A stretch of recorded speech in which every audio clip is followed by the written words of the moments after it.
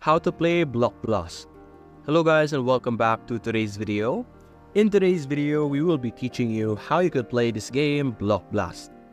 Now in this game, there are two modes. You have Adventure mode and Classic mode. The Classic is an infinite mode where you could play indefinitely until you lose. In Adventure, there is a goal wherein you will be able to accomplish, then you will be able to win the game. So let's go with Classic for now. Now to be able to play BlockBlast, all you need to do is to align some blocks. So let's create an alignment for now. There we go. It's similar to Tetris if you're familiar with that game. And simply align as many blocks as you can, and as you can see, you will be able to get points if you create a perfect line. Now you can create a line whether it's horizontal or vertical. As you can see here, there we go. And the more blocks you will be able to align, the higher your points. So let's keep going until we lose.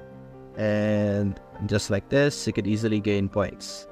And if you're smart enough, you will be able to gain a high score. Or if your luck is high as well, you will be able to get a pretty decent score.